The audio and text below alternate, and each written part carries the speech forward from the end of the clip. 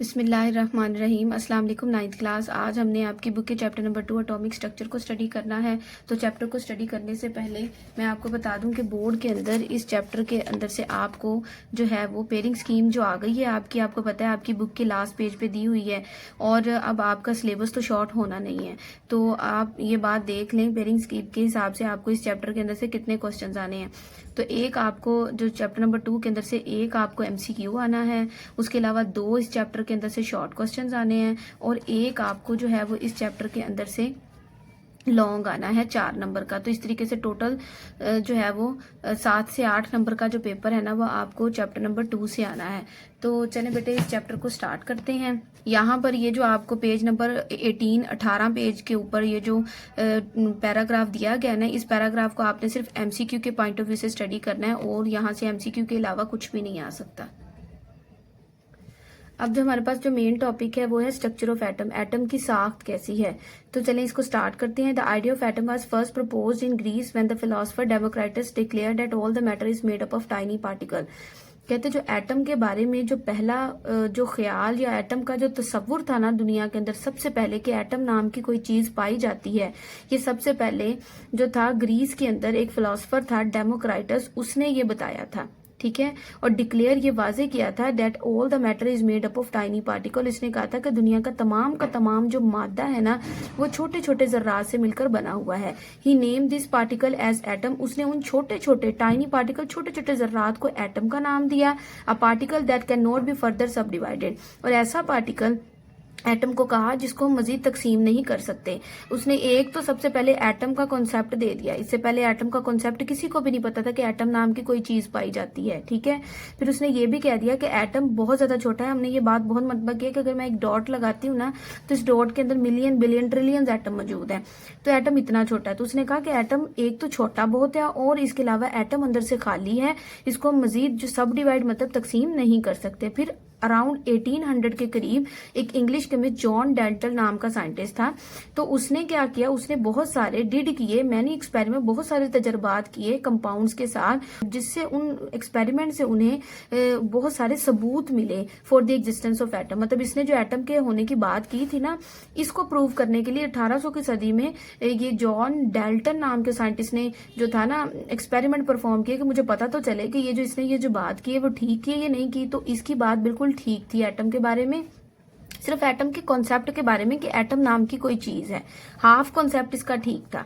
तो जब 1800 के तो फिर क्या हुआ कि 1800 में जब जॉन डेल्टन ने बहुत सारे एक्सपेरिमेंट किए तो उसको जो है वो एटम के पाए जाने की वाकई ही होने के सबूत मिले, एविडेंस मतलब सबूत मिले। फिर कहते हैं इन द लास्ट डेकेड के ऑफ 19th सेंचुरी, 19वीं सदी की आखिरी दहाई के अंदर क्या था कि बहुत सारे जो साइंटिस्ट थे उनका जो एक ग्रुप था वो क्या कर रहे थे, गैस के अंदर से उन्होंने इलेक्ट्रिसिटी पास करने की कोशिश की गैस का प्रेशर कम करके। वैसे तो गैस जो होती है ना वो बेटे इंसुलेटर का काम करती है। इंसुलेटर वो चीज होती है जो अपने अंदर से बिजली को पास नहीं करती। तो अब वो एक्सपेरिमेंट करके बिजली को जो थे वो गैस के अंदर से पास करना चाह रहे थे प्रेशर को कम करके। During the course of these experiment, इन्हीं एक्सपेरिमेंट के दौरान डिस्चार्ज ट्यूब, जिसको डिस्चार्ज ट्यूब एक्सपेरिमेंट भी कहते हैं, दे डिस्कवर्ड, उन्होंने ये दरियाफ्त किया that atom are no longer the smallest particle of matter, rather there exist particle that are even smaller than atom. तो उन्होंने जब ये एक्सपेरिमेंट किया ना साइंटिस्ट के ग्रुप ने, तो उन्हें ये पता चला कि एटम ना सिर्फ एक बहुत छोटा पार्टिकल है, ठीक है, बल्कि इसके अलावा इसके अंदर और भी छोटे छोटे पार्टिकल्स मौजूद है जिनको हम सब एटॉमिक पार्टिकल्स भी कहते हैं या बुनियादी पार्टिकल्स भी कहते हैं। मतलब कि जो डेमोक्राइटस का कॉन्सेप्ट था ना एटम के बारे में, एक उसने एटम के होने की जो बात थी ना वो तो उसने बिल्कुल ठीक की, लेकिन उसने ये जो बात की थी ना कि एटम को डिवाइड नहीं किया जा सकता, ये उसकी बात गलत साबित हुई जब उन्होंने डिस्चार्ज ट्यूब एक्सपेरिमेंट किया। क्योंकि उस एक्सपेरिमेंट में उन्हें पता चला कि एटम के अंदर प्रोटॉन, इलेक्ट्रॉन और न्यूट्रॉन नाम की छोटी छोटी चीजें भी मौजूद हैं। तो आपने क्या करना है, इस पूरे फर्स्ट ऑफ ऑल इस पूरे पैराग्राफ को आपने MCQ पॉइंट ऑफ व्यू से पढ़ना है। और जो याद करने वाली जो चीज है ना, आपने यहां से लेकर जो है ना यहां तक जो है ना इन 3 लाइनों को अच्छे से याद कर लेना है। ठीक है, बाकी आपने MCQ पॉइंट ऑफ व्यू से कर लेना है तो आपका ये जो टॉपिक है वो कवर हो जाएगा। मैंने आपको कह दिया याद नहीं आपने सारा करना, MCQ पॉइंट ऑफ व्यू से बहुत अच्छे से करना है और ये 3 लाइनें आपने अच्छे से याद करनी है। इसी तरीके से जो उर्दू मीडियम के बच्चे हैं उन्होंने भी इधर एमसीक्यू लिख लेना है और यहाँ से लेकर जो है ना यहाँ तक इन 3 लाइनों को अच्छे से याद कर लेना है। इसके बाद जो हमारा मेन टॉपिक है वो डिस्कवरी ऑफ इलेक्ट्रॉन है। इसको स्टडी करने से पहले मैं आपको एक डायग्राम से ये पूरा कॉन्सेप्ट दूंगी, फिर उसके बाद जब हम इन वर्डिंग को रीड करेंगे तो आपको फौरन से समझ आ जाएगी। यहाँ पर मैंने जो है वो डिस्कवरी ऑफ इलेक्ट्रॉन के लिए एक डायग्राम बनाई हुई है। ये आपने अच्छे से अपने रजिस्टर्स के ऊपर नोट्स के अंदर जो है ना वो नोट डाउन कर लेनी है, बना लेनी है, क्योंकि बुक में आपकी ये डायग्राम नहीं बनी हुई। अब हम पहले यहाँ से पढ़ेंगे, उसके बाद बुक से जब स्टडी करेंगे तो आपको अच्छे से याद हो जाएगा। सबसे पहले उन्होंने क्या किया, एक जो थी वो हार्ड शीशे की बनी हुई उन्होंने एक ट्यूब ली जिसको उन्होंने डिस्चार्ज ट्यूब कहा। फिर उसके अंदर उन्होंने पूरे सेटअप के अंदर एक उन्होंने ए मीटर लगाया। ए मीटर क्या करता है कि अगर कहीं से करंट, जिस सर्किट के अंदर इसको लगाया जाता है, अगर उसके अंदर से करंट गुजरता है ना तो इसके ऊपर नीडल लगी होती है, जैसे हमारी घड़ी के ऊपर सुइयां होती है ना वैसे लगी होती है। तो इसके ऊपर जो सुई लगी होती है वो ऐसे ऐसे इधर उधर मूव करना शुरू कर देती है, जिससे हमें पता चलता है कि सर्किट के अंदर से करंट गुजरना शुरू हो गया। क्योंकि जाहिर सी बात है करंट हमें नजर तो नहीं आता ना, तो इस ए मीटर, इसको ए मीटर के जरिए हम डिटेक्ट कर सकते थे। फिर उन्होंने बैटरी लगा दी, बैटरी के एक बैटरी को यूज किया, ठीक है, हाई वोल्टेज की बैटरी को यूज किया। उसके अलावा उन्होंने 2 मेटल की धात की 2 उन्होंने प्लेटें लगाई। जिस प्लेट को उन्होंने बैटरी के मनफी मतलब के नेगेटिव एंड से जोड़ा, वो प्लेट जो थी वो कैथोड बन गई, और उन्होंने पॉजिटिव वाले टर्मिनल को, बैटरी के एंड को जो था इस मेटल प्लेट से जोड़ा, तो ये जो थी वो एनोड बन गई। इसके अलावा आपको पता है हमारे इर्द गिर्द कितनी ज्यादा जो है हवा मौजूद होती है, तो उन्होंने क्या किया कि अगर हवा यहाँ पर मौजूद होगी तो गैस के अंदर जो अगर यहाँ पर हवा मौजूद होगी तो डिस्चार्ज ट्यूब के अंदर तो प्रेशर बढ़ जाएगा। तो उन्होंने प्रेशर कम करने के लिए क्या किया, यहाँ से सारी की सारी जो थी वो वैक्यूम पंप के जरिए हवा को निकाल दिया और बिल्कुल थोड़ी मिकदार में हाइड्रोजन गैस को यहाँ पर भर दिया। ठीक है, तो अब ये सारा इसका जो था वो गैस डिस्चार्ज ट्यूब का सेटअप था। ये वाला जो था ये हमारे पास कैथोड था, ये वाली प्लेट, और ये हमारे पास जो प्लेट थी इसका नाम एनोड था। बुक के अंदर जो लाइन लिखी हुई है वो क्या है, a discharge tube is a hard glass tube provided with 2 metallic electrode and vacuum pump to evacuate the gas present in it. वही चीज यहाँ पर मैंने लिखी हुई है कि ये एक शीशे की बनी हुई ट्यूब है जिसके अंदर 2 इलेक्ट्रोड मतलब मेटल के 2 इलेक्ट्रोड लगे हुए हैं और एक वैक्यूम पंप लगा हुआ है जिससे सारी की सारी हवा को यहाँ से बाहर निकाला जा रहा है। नेक्स्ट हमारे पास है when a very high voltage is applied to a gas at a very low pressure present inside the glass tube. कहते जब क्या करते हैं, बहुत हाई वोल्टेज अप्लाई की जाएगी। हाई वोल्टेज कैसे अप्लाई की जाएगी, बैटरी के जरिए। बैटरी के जरिए जब हाई वोल्टेज अप्लाई की जाएगी कम प्रेशर के अंदर, तो क्या होगा, the glass surface behind the positive electrode started to glow. तो कहते जो पॉजिटिव इलेक्ट्रोड है ना, इसके पीछे जो ये पॉजिटिव इलेक्ट्रोड ना जिसका नाम एनोड है, इसके पीछे जो ग्लास शीशे की जो सरफेस है वो चमकना शुरू हो जाएगी। वो कैसे चमकना शुरू हो जाएगी वो मैं आपको भी बताती हूँ। एनोड के पीछे उन्होंने एक इस तरह करके जिंक सल्फाइड नाम की, यहाँ पर मैं लिख भी देती हूँ, जिंक जो है वो जिंक सल्फाइड नाम की जो थी एक स्क्रीन लगा दी।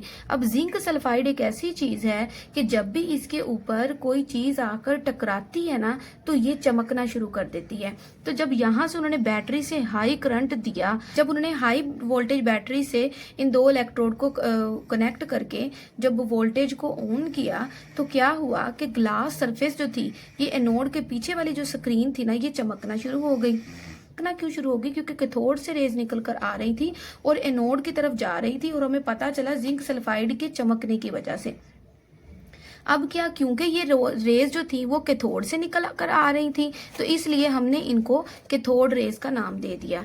यहाँ क्योंकि ये रेज उन्होंने लिखा due to the rays emitted from the cathode these rays were named as cathode rays. क्योंकि ये कैथोड से निकल कर आ रही थी इसलिए इसको हमने कैथोड रे का नाम दे दिया। यहाँ पर आप देखो ये रेज जो थी ये कैथोड से निकल कर एनोड की तरफ जा रही थी, जहां से ये निकल रही थी इसी वजह से इसको उन्होंने कैथोड रेज का नाम दे दिया।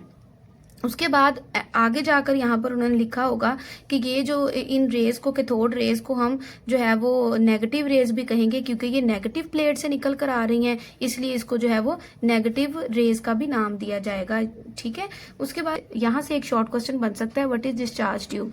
तो डिस्चार्ज ट्यूब के बारे में ये लिख देना है। उसके बाद यहाँ से एक क्वेश्चन नेक्स्ट आपसे ये पूछा जा सकता है, what are the properties of the cathode rays. ठीक है, तो कैथोड रेज की प्रॉपर्टीज जो है ना वो यहाँ से शुरू होती हैं। मैंने यहाँ लिखा है क्योंकि यहाँ पे जगह नहीं थी, तो यहाँ से आपने लिखना है, it was observe that cathode raise bent toward the positively charge plate showing that they carry negative charge.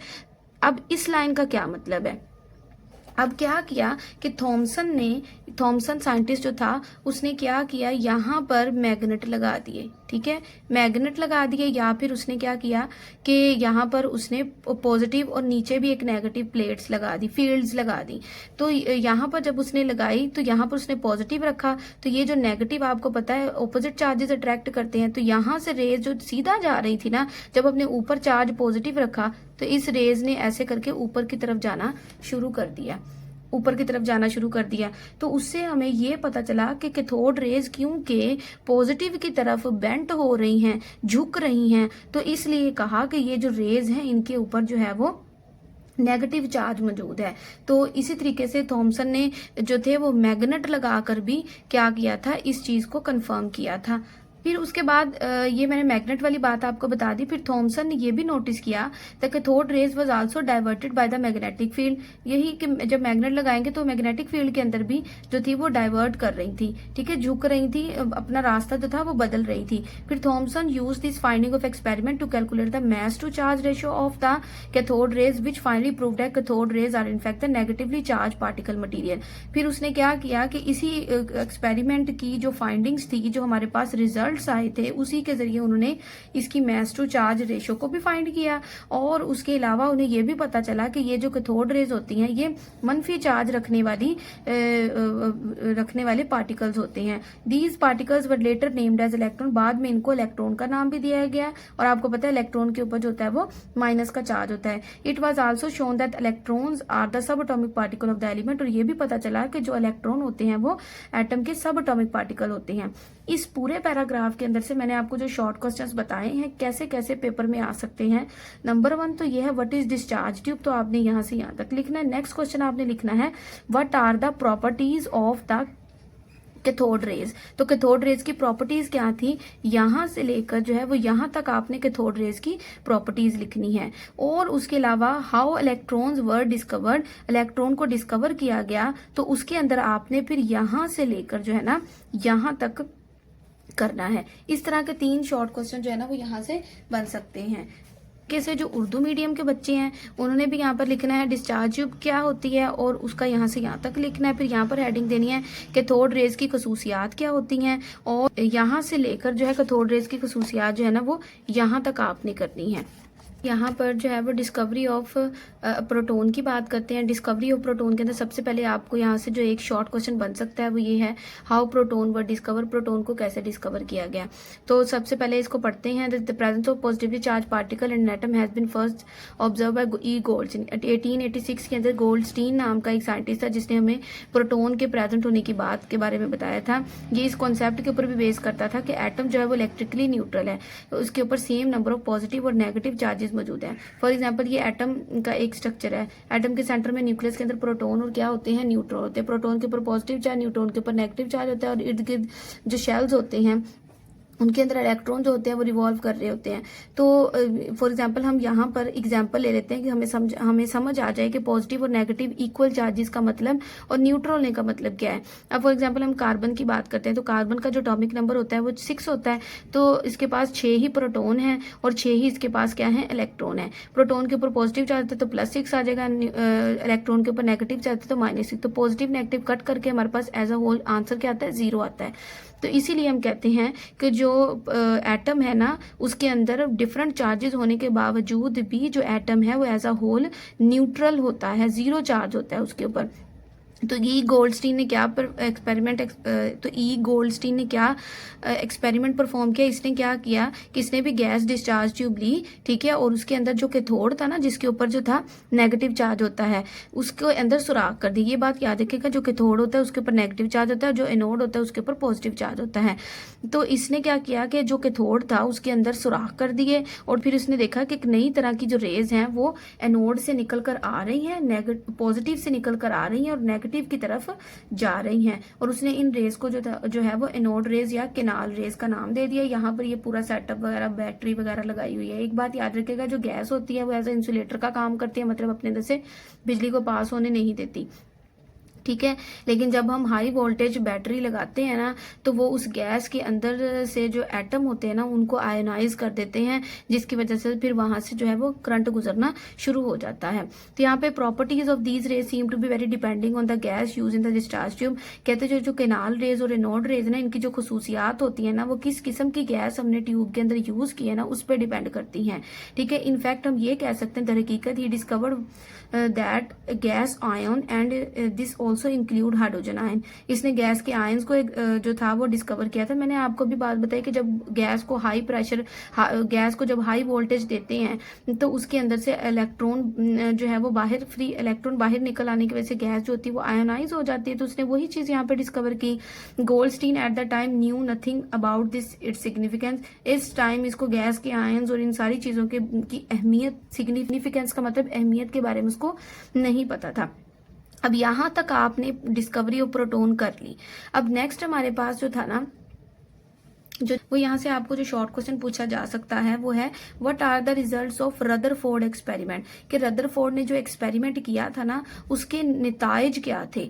यहाँ से लेकर आपने उसका आंसर यहाँ तक लिखना है। तो मेन चीज होती है, आप अगर टॉपिक को सिर्फ रट्टा लगा लेते हो ना, तो उससे सिर्फ आपका जो है ना वो टाइम ही वेस्ट होता है, और आपको अगर सिंपल क्वेश्चन आएगा तो ही आप कर सकते हो।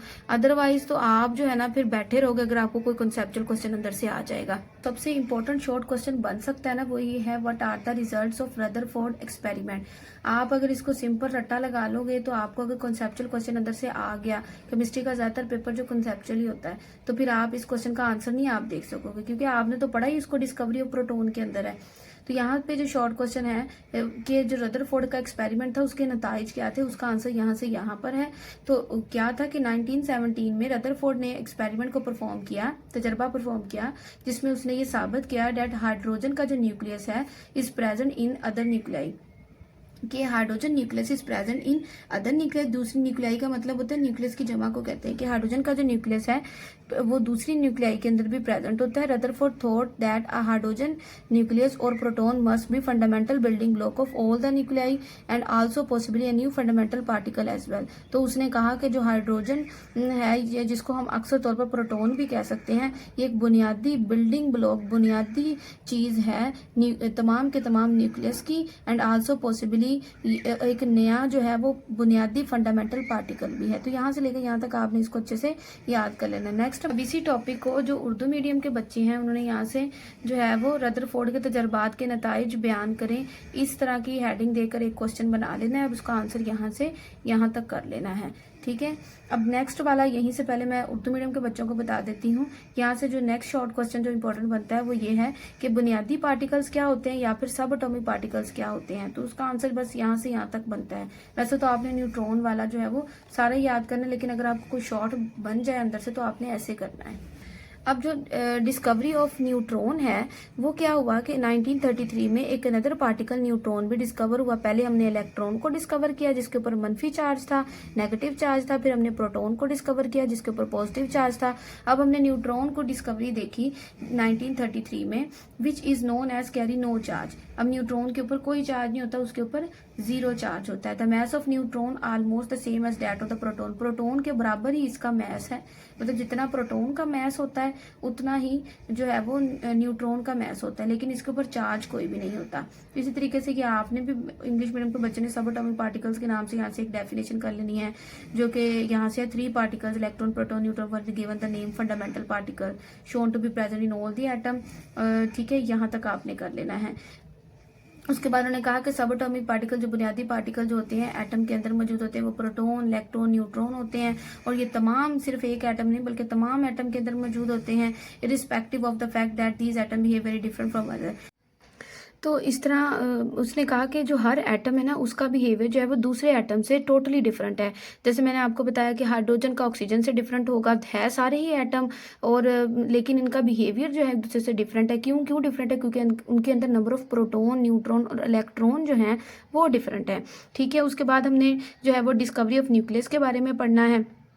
अब ये तो हमें पता चल गया था कि जो है वो एटम के अंदर प्रोटॉन, इलेक्ट्रॉन, न्यूट्रॉन मौजूद हैं, लेकिन ये इस न्यूक्लियस लेकिन ये इस पूरे एटम के अंदर अरेंज किस तरीके से हैं, ये अभी किसी को कंफर्म नहीं था। अब तो हम कह देते हैं ना सेंटर में न्यूक्लियस है, न्यूक्लियस के अंदर प्रोटॉन, न्यूट्रॉन है, साइडों पर इलेक्ट्रॉन मौजूद है कहते, लेकिन ये चीज़ क्लियर नहीं थी कि ये अरेंजमेंट कैसी थी। ये अरेंजमेंट जो हम अब डिस्कस करते हैं ना इस तरीके से एटम के स्ट्रक्चर के अंदर, ये कैसे पता चली? इसका आंसर जो था वो हमें जो था ना डिस्कवरी ऑफ न्यूक्लियस के जरिए रदरफोर्ड ने दिया था। इसने बेटे क्या किया कि इसने जो है एक स्पेशल टाइप की जो रेस थी ना, उसको क्या किया, स्पेशल टाइप की रेस को जो है वो गोल्ड की फॉइल के ऊपर जो था ना वो बम्बार्ड कराया, मतलब हिट करवाया।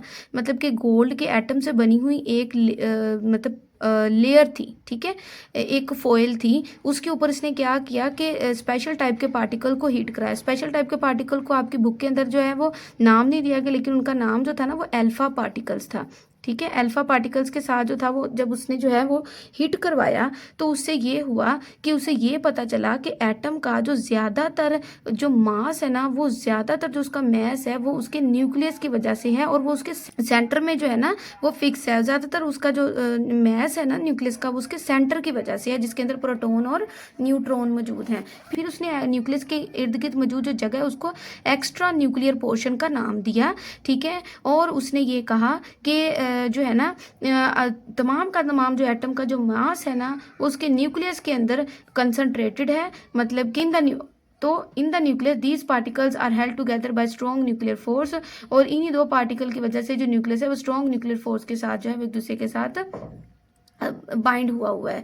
तो डिस्कवरी ऑफ न्यूक्लियस सिर्फ इतनी ही थी। सिंपल सा मैं आपको दोबारा रिकॉल करके बता देती हूँ कि ये जो रदरफोर्ड था इसने अल्फा पार्टिकल्स को गोल्ड की, सोने के एटम से बनी हुई एक फॉइल के ऊपर हिट करवाया था, तो उससे उसे ये पता चला कि न्यूक्लियस के सेंटर में सारे का सारा मैस मौजूद है। ठीक है, जो कि प्रोटॉन और न्यूट्रॉन की वजह से है, और इर्द गिर्द का पोर्शन जो है वो एक्स्ट्रा न्यूक्लियर पोर्शन कहला रहा है। ठीक है, जिसके अंदर जो है वो हमारे पास इलेक्ट्रॉन मौजूद होते हैं।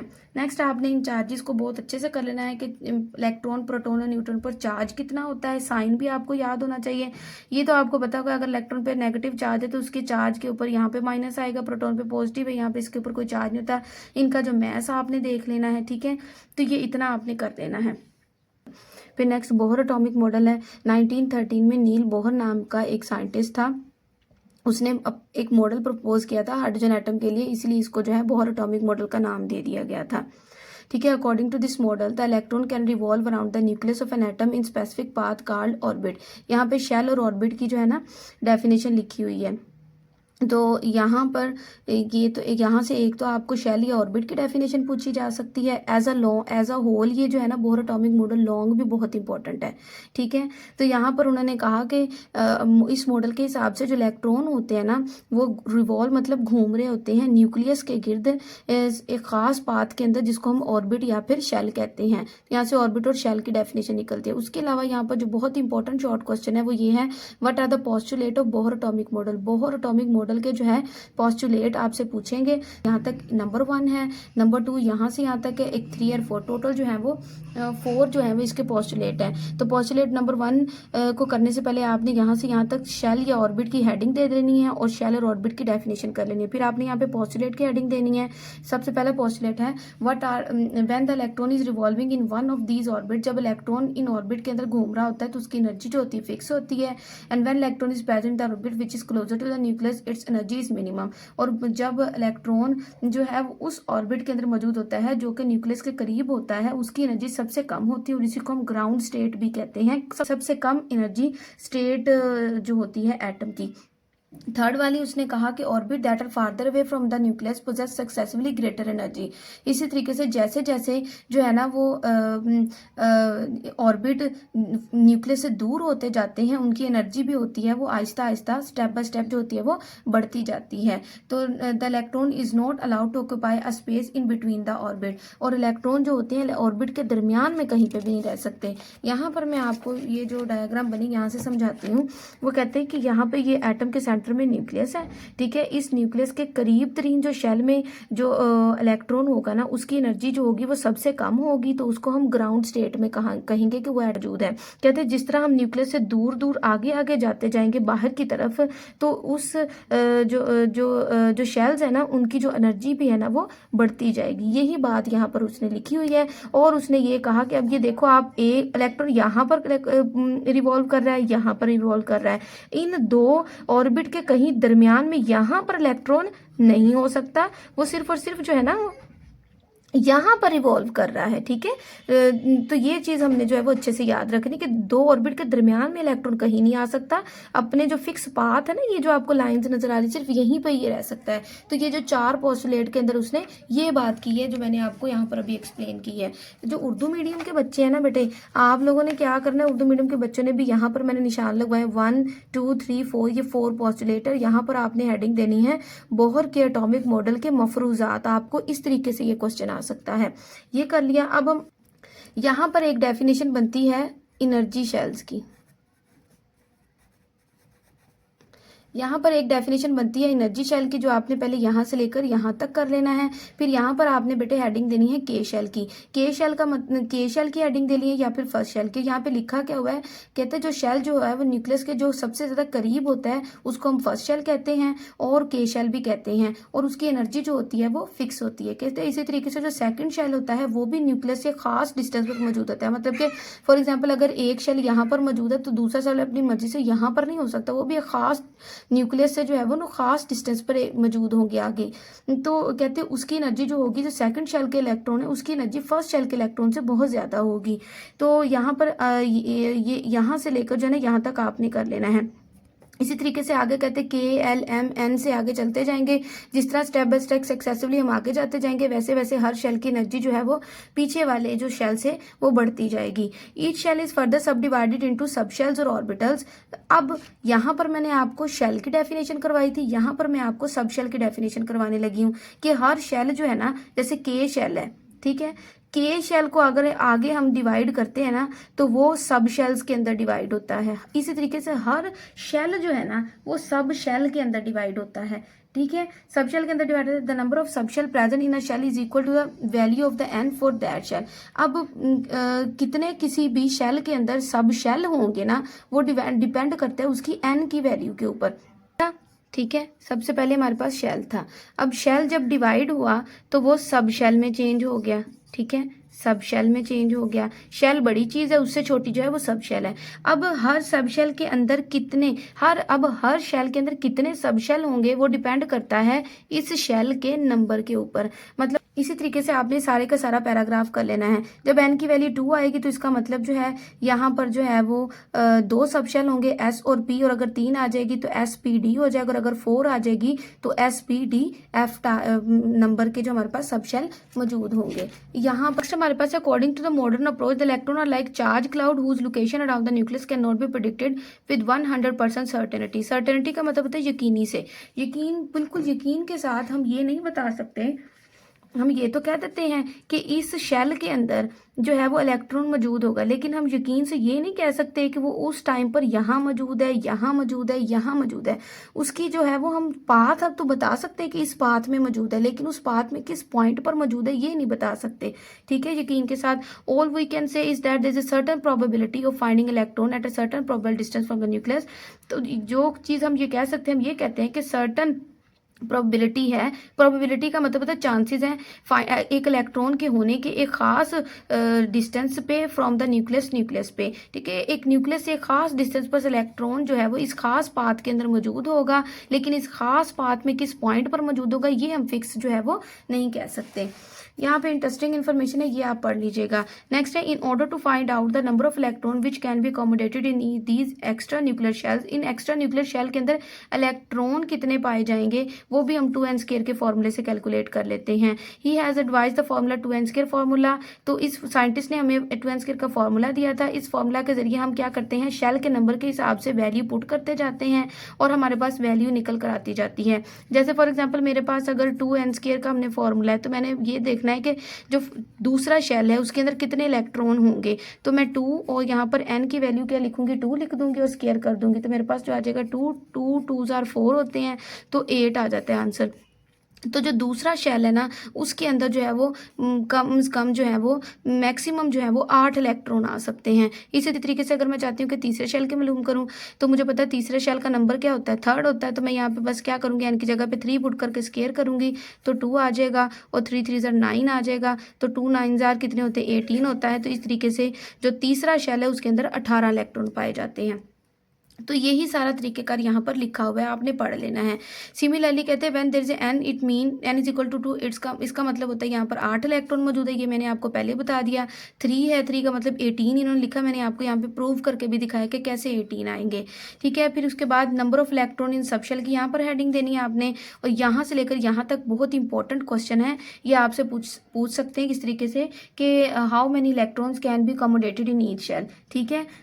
ये इस तरीके से क्वेश्चन यहाँ पर आ सकता है, बहुत इंपॉर्टेंट है, इसको बहुत अच्छे से करना है। आपको यहाँ से पूछा जा सकता है कि हर शेल के अंदर जो है वो मैक्सिमम कितने इलेक्ट्रॉन आ सकते हैं, वजाहत करें। तो आपने यहाँ से लेकर यहाँ तक करना है, और जैसे मैंने आपको बताया ना 2n² के फॉर्मूला के साथ यहाँ पर इसी तरीके से आपने 1 बाय 1 हर शेल का निकाल कर यहाँ पर लिख देना है, आपका हल हो जाना है सवाल बहुत अच्छे तरीके से।